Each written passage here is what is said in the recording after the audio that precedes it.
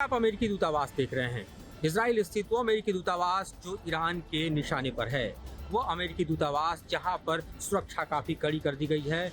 हम डायरेक्ट उस दूतावास की तरफ कैमरा नहीं ले जा सकते सुरक्षा कारणों से, लेकिन ये आपको बताना बेहद जरूरी है कि अगर तेल अवीव में कुछ निशाने पर है तो दरअसल सिर्फ और सिर्फ इजरायली एसेट्स ही नहीं है, बल्कि ये अमेरिकी दूतावास भी है जहां पर इस वक्त हाई अलर्ट है। कल ही अमेरिका ने अपने गैर जरूरी जो यहाँ पर राजनयिक हैं या फिर दूतावास के कर्मचारी हैं उनको इजराइल छोड़ने के लिए कहा था, क्योंकि अमेरिका को मालूम था कि अगले 24 घंटे के भीतर जो है ईरान के ऊपर स्ट्राइक होना है और इसी के मद्देनजर ये फैसला लिया गया था। खासतौर पर आप देखिए तो समूचे जो अमेरिकी दूतावास की सुरक्षा जो है वो काफ़ी चाक चौबंद की गई है और साथ ही ये इलाका पूरी तरह से हम देखें तो इस वक्त जो है वो खतरे के जद में है। सुबह से लेकर अभी तक तकरीबन 7 से 8 बार अलर्ट जारी हो चुका है और इजराइल के आसमान में कई आते हुए मिसाइलों को इंटरसेप्ट किया गया, उनको नष्ट किया गया। हाइफा, खासतौर पे तेल अवीव, इसके अलावा बेरशिबा और इसके अलावा आप देखिए तो विशेष रूप से इजराइल के उन इलाकों में दरअसल ईरान ने हमले किए जहां पर इसके मिलिट्री एसेट्स हैं, लेकिन इसके ठीक पीछे जो आप दरअसल अमेरिकी दूतावास को देख रहे हैं वो इस वक्त ईरान के निशाने पर सबसे बड़ा बताया जा रहा है और इसीलिए यहाँ पर भारी अलर्ट की स्थिति भी दिखाई दे रही है। सरवीन कुमार, तेल अवीव। फिर से अलर्ट हुआ, फिर से अलार्म बजा और देखिए किस तरह से लोग जो हैं वो भारी संख्या में जो कि निकल कर आए थे वो दोबारा वापस जो है भागते हुए आपको दिखाई दे। तमाम लोग एक बार फिर से अलर्ट होने के बाद अब बंकर की तरफ मूव करते हुए आपको दिखाई देंगे। ये यहाँ पर दरअसल सुबह से ही जारी है ये स्थिति। तमाम लोग जो कि निकल कर बीच की तरफ भी आए थे, अलार्म बजा और उसके बाद वापस से आप देखिए कि बंकर की तलाश में यहाँ पर जाते हुए अब लोग दिखाई दे रहे हैं। ये स्थिति अब इजराइल में हो चुकी है कि लगातार जो अलर्ट है, अलार्म है वो बज रहे हैं। ईरान से जारी मिसाइल हमले के जद में समूचा इलाका है जिसके कारण लगातार ये अलर्ट हो रहा है, अलार्म बज रहा है और जैसे अलार्म बजते हैं लोग अपने अपने ठिकानों की तरफ भागने लगते हैं। इस वक्त हम आपको दिखा रहे हैं कि किस तरह से ये तमाम लोग जो हैं वो जो ये तमाम आप होटल्स देख रहे हैं इसके नीचे बंकर्स हैं, इन बंकर्स में भागते हुए आपको दिखाई दे रहे हैं। और इसी के साथ हम भी अब एक बंकर की तरफ चलते हैं, इस बंकर की तरफ जो कि यहाँ पर स्थित है और जहाँ हम भी भीतर की तरफ दाखिल होते हैं ताकि आगे खुद को भी सुरक्षित किया जा सके। सरवीन कुमार, तेल अवीव। सरकार ने उज्ज्वला योजना के तहत गरीब परिवारों को 1500 करोड़ रुपए का लाभ पहुंचाने की कोशिश की। दरअसल सरकार ने ये माना था कि जो गरीब परिवार हैं उनको उज्ज्वला योजना के तहत मुफ्त गैस सिलेंडर दिए जाएंगे और उसके बाद त्योहारों पर उसमें रिफिलिंग की जाएगी। आज मुख्यमंत्री योगी आदित्यनाथ ने गरीब परिवारों को ये तोहफा दिया। सरकार ने तय किया था कि वो गरीब परिवारों को मुफ्त सिलेंडर देगी और त्योहारों पर उसे रिफिल भी कराएगी। सरकार का मकसद था कि जो गरीब परिवार लकड़ी के ईंधन से अपना खाना बना रहे हैं उनको गैस मिल सके और गैस से वो अपने घर में खाना बना सकें। पिछले कुछ सालों में ये देखा गया कि महिलाएं जो गांव में रहती हैं वो लकड़ी के चूल्हे पर खाना बनाती हैं, जिसकी वजह से वो कई बीमारियों का शिकार हो जाती हैं। धुएं की वजह से उनकी आंखों में भी परेशानी आती है। लिहाजा मुख्यमंत्री ने और सरकार ने तय किया था कि उज्ज्वला जो गैस योजना है केंद्र सरकार की, उसके तहत उत्तर प्रदेश के सभी गरीब परिवारों को कवर किया जाएगा। और आज उत्तर प्रदेश सरकार के मुख्यमंत्री योगी आदित्यनाथ ने उत्तर प्रदेश के गरीब लोगों को बड़ा तोहफा दिया है। लखनऊ से वडन राम के साथ अखिल शर्मा, न्यूज़ स्टेट उत्तर प्रदेश। उत्तर प्रदेश के अस्पतालों में डॉक्टरों की कमी को देखते हुए स्वास्थ्य महानिदेशालय की तरफ से 225 डॉक्टरों की नियुक्ति के लिए विज्ञापन जारी किया गया था। जनवरी महीने में इस पर बाकायदे इंटरव्यू हुए और अब इसे निरस्त कर दिया गया है। इसके पीछे तर्क नहीं दिया गया है, लेकिन ये ज़रूर कहा जा रहा है कि महानिदेशालय की तरफ से कोई ना कोई खामी इसमें ज़रूर देखी गई होगी। दरअसल उत्तर प्रदेश के अस्पतालों में डॉक्टरों की कमी का मुद्दा हरदम चर्चा में रहा। कई ऐसे अस्पताल हैं जहां पर चिकित्सकों की कमी है, विशेषज्ञों की कमी है और यही वजह है कि सरकार चाहती है कि बड़ी संख्या में जो नए चिकित्सकार हैं उनको सरकारी अस्पतालों में नियुक्त किया जाए। इसीलिए 225 जो चिकित्सक थे उनके लिए बाकायदे इंटरव्यू के लिए डेट डिसाइड की गई थी। जनवरी में उन्होंने इंटरव्यू भी दिया और उसके बाद अब जब फाइनल लिस्ट आने का समय हुआ तो स्वास्थ्य महानिदेशालय ने इस पूरी भर्ती को ही कैंसिल कर दिया। लखनऊ से वडन राम के साथ अखिल शर्मा, न्यूज़ स्टेट उत्तर प्रदेश। कानपुर में लैम्बोर्गिनी केस मामले में गाड़ी को 20 दिनों के बाद रिलीज कर दिया गया। दरअसल कोर्ट के आदेश के बाद 8 करोड़ रुपए का बॉन्ड जमा कराया गया और उसके बाद 12 करोड़ की गाड़ी को रिलीज कर दिया गया और गाड़ी के मालिक ग्वालटोली थाने से गाड़ी को लेकर के रवाना हो गए।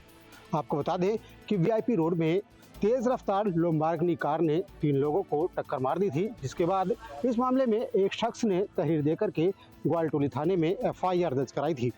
थाने में गाड़ी को वीआईपी ट्रीटमेंट दिए जाने को लेकर के हो हंगामा हुआ था। बाद में गाड़ी मालिक शिवम मिश्रा की पुलिस ने गिरफ्तारी कर उसे कोर्ट में पेश किया था। इस मामले में शिवम मिश्रा को कोर्ट से चंद घंटों में ही जमानत मिल गई थी, लेकिन गाड़ी को अभी तक रिलीज नहीं किया गया था।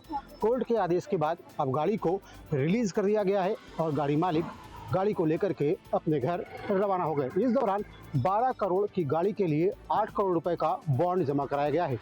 News state Kanpur. प्रतापगढ़ जिले का एक शादी समारोह उस वक्त अखाड़े में तब्दील हो गया जब डीजे संचालक ने डीजे बंद कर दिया। बाराती और घराती आपस में भिड़ गए और जमकर लात मुंह से चढ़े, जिसका वीडियो सोशल मीडिया पर धड़ल्ले के साथ वायरल हुआ है। फिलहाल पुलिस ने इस पूरे मामले में 2 नामजद और 7 अज्ञात के खिलाफ एफआईआर दर्ज कर लिया और आगे की जांच पड़ताल शुरू कर दी है। दरअसल यह वीडियो 2 दिन पुराना बताया जा रहा है, जब मोहनगंज इलाके की एक बारात दिल्लीपुर थाना क्षेत्र के एक गेस्ट हाउस में आई थी। बताया जा रहा है कि रात 10:30 बजे जब डीजे संचालक ने बोर्ड परीक्षा और पुलिस अधीक्षक के निर्देशों का हवाला दिया और डीजे बंद कर दिया, तो जहां शहनाइयां बज रही थी, इसके बाद वहां झड़प शुरू हो गई। घराती और बाराती ने इसका विरोध किया और देखते ही देखते यह विरोध मारपीट में तब्दील हो गया। फिलहाल इसका वीडियो अब सोशल मीडिया पर वायरल हुआ तो थानाध्यक्ष बलराम ने बताया कि इस पूरे मामले में 2 नामजद और 7 अज्ञात लोगों के खिलाफ एफआईआर दर्ज कर लिया गया है और आगे की जांच पड़ताल जारी है। वीडियो जर्नलिस्ट गौरव उपाध्याय के साथ मैं ब्रिजेश मिश्र, न्यूज़ स्टेट प्रतापगढ़। नोएडा के थाना सेक्टर 126 पुलिस ने बेरोजगार युवाओं को निशाना बनाकर ठगी करने वाले गैंग के 2 लोगों को गिरफ्तार किया है। पकड़े गए दोनों लोग सोशल मीडिया के माध्यम से देश भर के लोगों को विदेश में नौकरी दिलाने का झांसा दिया करते थे और प्रत्येक व्यक्ति से 2 से 2.5 लाख रुपए दिया करते थे। अभी तक की पूछताछ में ये बात सामने आई है कि आरोपी 100 से ज़्यादा लोगों के साथ ठगी कर चुके हैं और ठगी का पैसा अपने अलग अलग बैंक खातों में डलवाया करते थे। आरोपियों के पास से फर्जी वीज़ा, ऑफर लेटर, उसके अलावा जिन लोगों को विदेश भेजने का झांसा देते थे उनके पासपोर्ट और कई जो फर्जी दस्तावेज हैं वो मिले हैं। 126 एवं उनकी टीम के द्वारा 2 अभियुक्त गणों को गिरफ्तार किया गया है, जो कि विदेशों में नौकरी भेजने के नाम पर लोगों से ठगी करते थे और बहुत सारे लोगों जो थे उनका शिकार बनाता। विदेश में भेजने वाली जो एजेंसियां हैं उन एजेंसियों के व्हाट्सएप ग्रुप में जुड़कर ये लोग इस घटनाओं को अंजाम दिया करते थे और सीधे तौर पर लोगों को गल्फ कंट्रियों में नौकरी लगाने का झांसा देकर पिछले कई साल से ठगी की घटनाओं को अंजाम दे रहे थे। फिलहाल दोनों लोगों को गिरफ्तार कर लिया गया है और इनके बैंक खातों से जुड़ी जानकारी भी पुलिस जुटा रही है ताकि ये बात स्पष्ट हो पाए कि जो भी पैसा इनके द्वारा ठग कर लिया गया है उस पैसे का कहाँ इस्तेमाल किया है। वीडियो जर्नलिस्ट प्रेम शंकर के साथ Amit Chaudhary, news state Noida. Dial 112 number वैसे तो आपातकाल सेवाओं के लिए होता है, लेकिन जनपद सोनभद्र में दुद्धी कोतवाली क्षेत्र में एक शराबी रोज रात में शराब पीकर डायल 112 को फोन करता है और अपनी परेशानी की बात करता है और जब मौके पर पुलिस पहुंचती है तो उसे अपने घर छोड़ने की बात करता है। यह सुनकर पुलिस भी हैरान और परेशान हो जाती है। का घर है रेलवे स्टेशन। हाँ, ये बार 100 नंबर पर फोन करते हैं। हाँ, कि हमको घर छोड़ दीजिए। हाँ, रोज फोन करते हैं। नशे में। हाँ, डेली फोन करते हैं। हाँ। आप काहे फोन करते हैं डेली? हम फर्स्ट में। क्या फर्स्ट में? ऐसे में यह सवाल उठता है कि क्या डायल 112 नंबर का उपयोग इस तरह किया जा सकता है जिस तरह ये शराबी रोज रात में फ़ोन करके पुलिस को परेशान करता है और डायल 112 का दुरुपयोग करता है। हालांकि ये मामला जब एडिशनल एसपी के संज्ञान में आया तो उन्होंने कहा है कि वो अब इस पर कार्रवाई करेंगे और आम लोगों से ये अपील करेंगे कि कृपया डायल 112 नंबर जो है वो आपातकाल के लिए है और उसको आपातकाल सेवाओं के लिए ही उपयोग करें। सोनभद्र से Jitendra Gupta, news state Uttar Pradesh. Lucknow medical college में चर्चित धर्मांतरण के लिए दबाव और शारीरिक शोषण करने के मामले में रमीज के खिलाफ पुलिस ने 400 पन्ने की चार्जशीट दाखिल की है। इसमें उसके परिवार के लोगों को भी दोषी माना गया है और जो पूरे डिटेल रिकॉर्ड्स मिले हैं उसका जिक्र चार्जशीट में किया गया है। दरअसल ये मामला लखनऊ मेडिकल कॉलेज का था, जहां पर पीजी के एक डॉक्टर रमीज ने अपने साथ पढ़ने वाली जूनियर लड़की को अपने प्रेम जाल में फंसाना, उसका यौन शोषण करना और उसके बाद उस पर धर्मांतरण के लिए दबाव बनाने का आरोप था। पुलिस ने इस मामले में रमीज की और उसके परिवार के लोगों की गिरफ्तारी की और उसके बाद अब इस मामले में चार्जशीट दाखिल कर दी। विशाखा कमेटी ने भी इस पूरे मामले में अपनी रिपोर्ट लगाई थी और माना था कि पीड़िता के साथ रमीज ने एक प्लानिंग के साथ चीटिंग की और यही वजह है कि पीड़िता चाहती थी कि उसे न्याय मिले। अब पूरा मामला अदालत में है और अदालत ये तय करेगी कि रमीज आखिर उसकी इस पूरे मामले में रणनीति क्या थी, वो कितना दोषी था। फिलहाल पुलिस ने इस पूरे मामले में उसे आरोपी बनाया है और 400 पन्ने की चार्जशीट दाखिल कर दी है। लखनऊ से वुडन राम के साथ Nikhil Sharma, news state Uttar Pradesh. Film निर्देशक रोहित शेट्टी के घर पर फायरिंग मामले में अंतर्राष्ट्रीय साजिश के संकेत मिले हैं। हमला करने के लिए शूटर को पैसे उसे सीधे बैंक अकाउंट में जमा हुए थे। एटीएम के जरिए कैश ट्रांजैक्शन किया गया। खातों में पैसा अज्ञात व्यक्ति ने जमा किया था। मुंबई क्राइम ब्रांच की जांच में नेपाल से फंडिंग के सुराग मिले हैं। इसमें आगरा मॉड्यूल का कनेक्शन सामने आया है। पुलिस ने ट्रांजैक्शन ट्रेस करने के लिए बैंक से स्टेटमेंट मांगी है। मास्टरमाइंड तक पहुंचने के लिए मुंबई पुलिस कई विशेष टीम जांच कर रही है। अंतर्राष्ट्रीय स्तर पर पैसे की लेन-देन के संकेत मिलने के बाद अंतर्राष्ट्रीय सुरक्षा एजेंसी भी चौकन्नी हो गई है। रोहित शेट्टी के घर पर हमला करने के लिए कोई अंतर्राष्ट्रीय गैंग सक्रिय है या नहीं, इसकी तलाश भी मुंबई क्राइम ब्रांच कर रही है। रोहित शेट्टी के घर पर हमला करने के लिए शुभम लोनकर ने शूटर को पैसे दिए थे। वीडियो जर्नलिस्ट कामेश के साथ विलास अटोले, न्यूज स्टेट उत्तर प्रदेश उत्तराखंड। रांची के राजकुमार महेंद्र सिंह धोनी का ये वही बंगला है जो इन दिनों चर्चा का विषय बना हुआ है और चर्चा इस बात को लेकर है कि ये जो मकान है इसे झारखंड राज्य आवास बोर्ड की तरफ से महेंद्र सिंह धोनी को आवासीय यानी कि रिहायशी प्लॉट बताकर आवंटित किया गया था और ये वही आवास है।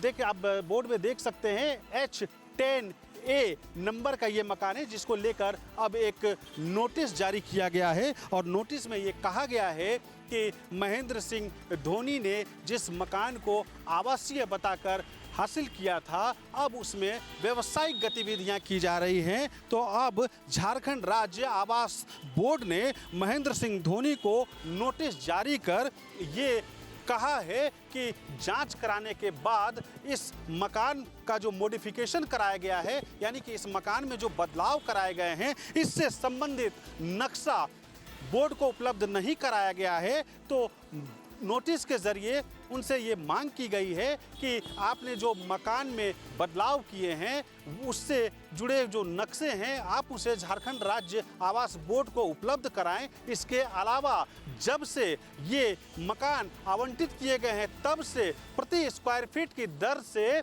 जो कॉमर्शियल टैक्स होते हैं, जो कॉमर्शियल रेट होते हैं उसकी दर से इनके दर का भुगतान करें, अन्यथा इनके खिलाफ कार्रवाई की जा सकती है। तस्वीरों में आप देख सकते हैं कि ये वही मकान है जिस मकान में फिलहाल डायग्नोस्टिक सेंटर चल रहा है और नए मकान में शिफ्ट होने से पहले महेंद्र सिंह धोनी अपने पूरे परिवार के साथ इसी मकान में रहते थे और ये मकान रांची के हरमू स्थित इस इलाके में मौजूद है और ये मेन रोड के ठीक किनारे ये मकान है जिसको लेकर झारखंड राज्य आवास बोर्ड की तरफ से जो नोटिस जारी किया गया है उसमें साफ तौर पर उन्हें समय तो दिया गया है, लेकिन अगर समय रहते महेंद्र सिंह धोनी उस नोटिस का जवाब नहीं दे पाते हैं तो उनके खिलाफ कार्रवाई भी तय मानी जा रही है। करीब 40 साल के बाद अब दिल्ली की सड़कों पर डबल डेकर बस चलनी शुरू होगी। बीते दिन मुख्यमंत्री रेखा गुप्ता ने दिल्ली को एक नई सौगात दी है और सौगात के तौर पर ये डबल डेकर बस जो अभी आप सामने स्क्रीन पर देख रहे हैं, ये नई बस, अत्याधुनिक बस और इसका सीधा जो फायदा है वो दिल्ली के लोग उठा पाएंगे। एक नई दिल्ली, एक नया अनुभव, ये टैगलाइन जो है इस बस पे लिखी गई है। ये डबल डेकर बस है जिसे दिल्ली में अब टूरिज्म के तौर पर चलाया जाएगा। ये बस डबल डेकर बस है और 40 साल के बाद दिल्ली की सड़कों पर नजर आएगी।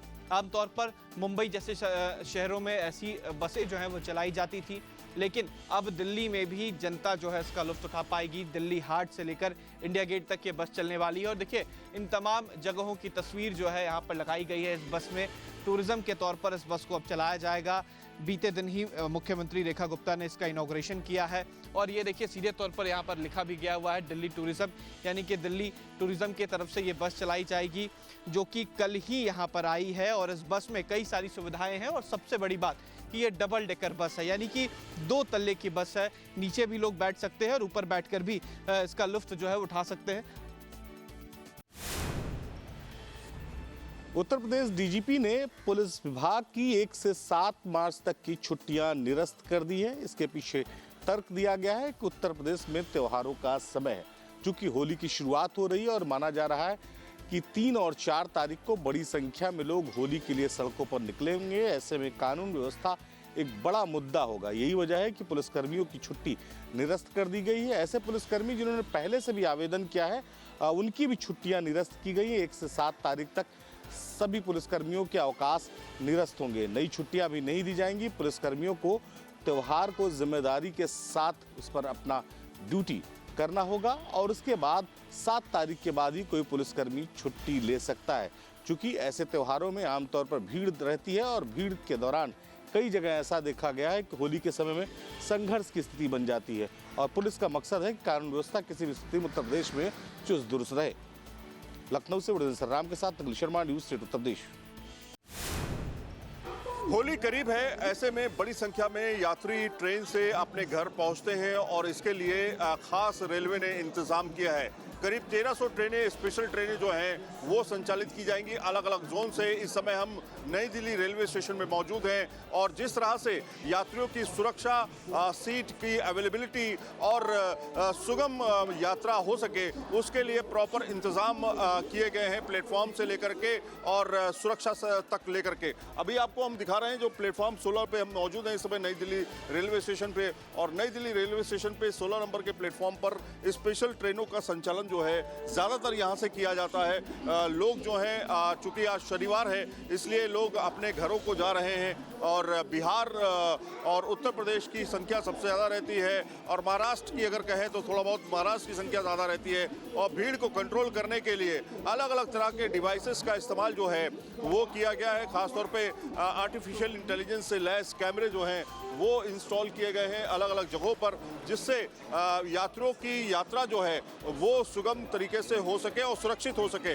मिनी कंट्रोल रूम से किस तरह से मॉनिटरिंग की जा रही है, मिनी कंट्रोल रूम पे किस तरह से नज़र रखी जा रही है सीसीटीवी कैमरे के ज़रिए, वो अब आपको हम दिखाते हैं। यहाँ पे अगर आप देखेंगे तो मिनी कंट्रोल रूम के अंदर ये सारे कैमरे इंस्टॉल जो किए गए हैं उनका आउटपुट जो है आपको यहाँ पर देखने को मिलता है। तो कौन कहाँ पर कितने प्लेटफॉर्म पर कितनी भीड़ है, क्यों भीड़ है, कोई संदिग्ध व्यक्ति दिखाई दे रहा है या नहीं दिखाई दे रहा है, या फिर जहां पर रश होगा वहां पर तुरंत डिप्लॉयमेंट बढ़ाया जाता है, उसको देखते हुए इस कंट्रोल रूम के अंदर सारी गतिविधियां जो है चल रही हैं। ज़्यादातर ट्रेनें जो हैं बिहार की ट्रेनें हैं या फिर उत्तर प्रदेश के पूर्वी पश्चिमी उत्तर प्रदेश के लिए लोग जो जाते हैं, मूवमेंट करते हैं, उनके लिए काफ़ी ज़्यादा अरेंजमेंट्स जो हैं वो किए गए हैं। तो फिलहाल होली के लिए पूरी तरीके से रेलवे तैयार है, टिकट लोगों को मिल रहा है और वो अपने गंतव्य तक पहुँच रहे हैं। वीडियो जर्नलिस्ट जयराम के साथ सैयद आमिर हुसैन, दिल्ली। होली का त्यौहार जब भी उसका नाम आता है तो छोटी काशी जयपुर अपने आप में एक अलग पहचान रखती है, लेकिन इस दौरान जब मिठाइयों का नाम आता है तो उसमें भी जयपुर का नाम उभर कर सामने आता है कि अलग अलग पारंपरिक मिठाइयाँ जयपुर में खास तौर पर बनाई जाती है, जिनको लेने के लिए देश भर से लोग पहुँचते भी हैं और मंगवाते भी हैं। उसी को लेकर के यहाँ पर देखते हैं कि होली को लेकर के कुछ विशेष आइटम यहाँ पर तैयार किए गए हैं। अगर इनकी बात की जाए तो जो मथुरा पेड़े हैं, आप देखिए कि रंग रंग बिरंगे इसी तरह के आकार कि देखकर ही लगता है कि होली के लिए ही खास तौर पर इनको तैयार किया गया है। साथ ही आप देखेंगे इस तरह की बाल्टी और उसके ऊपर जो पिचकारी है वो तो पूरी तरह देखकर लगता है कि हाँ होली के लिए ही खास तौर पर तैयार हुई है, लेकिन इसमें अगर मिठाई का फ्लेवर लग जाता है तो एक अलग ही अपने आप में ये फील देने लगता है। इसी तरह से गॉगल्स आप यहाँ पर देखेंगे। गुंजियाँ सबसे खास होती है होली के दौरान, अगर गुंजियों का नाम ना ले तो होली की शुरुआत ही नहीं मानी जा सकती। और उसमें देखिए गुंजियों में आप फ्लेवर देखिए कि कैरेमल, यहाँ पर बात की जाए धोखा गुंजियाँ, ये खास तौर पर धोखा गुंजियाँ ऐसी है जो कि दिखने में तो लगती है कि मीठी गुंजियाँ होगी, लेकिन जब खाने के बाद पता लगता है इन गुंजियों को कि इसके अंदर अचारी जो टेस्ट है, फ्लेवर है, वो आता है। तो यानी कि बुरा ना मानो होली जिस तरह से हम कहते हैं तो उसी तरह से एक धोखा किसी भी आप मेहमान को जब घर पे बुलाते हैं तो इन गुंजियों के जरिए दे सकते हैं। उसके अलावा शाही केसर गुंजियों की बात कर लें, ड्राई फ्रूट गुंजियों की बात कर लें, लोटस जो है बिस्कॉफ उनकी बात कर लें, न्यूटेला गुंजियाँ हैं उनकी है, ठंडाई गुंजियाँ, ठंडाई तो खास तौर पर होली के लिए ही ठंडाई जानी जाती है और उसमें फिर गुंजियों में अगर ठंडाई का फ्लेवर हो तो एक अलग ही बात निकल कर सामने आती है। हैम्पर इस तरह के रहते हैं बुरा ना मानो होली, जिसमें अलग अलग मिठाइयाँ जो फेमस होली के लिए होती है और बाकायदा उनके साथ में गुलाल का मिश्रण इस तरह से। बाकी ये पिचकारी की शेप में अगर देखेंगे तो इस तरह की भी चीज़ें रहती है। तो तमाम वो सारी चीज़ें हैं होली के ऊपर जयपुर में जो पारंपरिक है। वीडियो जर्नलिस्ट राजू चौधरी के साथ मैं शरद पुरोहित, जयपुर। आपके मोबाइल पर तुरंत आएगी ब्रेकिंग न्यूज, स्क्रीन पर सबसे पहले दिखेगी बड़ी खबर, देश दुनिया की हर खबर एक जगह। अब आपके मोबाइल पर तुरंत फटाफट इंस्टॉल कीजिए न्यूज नेशन ऐप और रखिए खुद को अपडेट।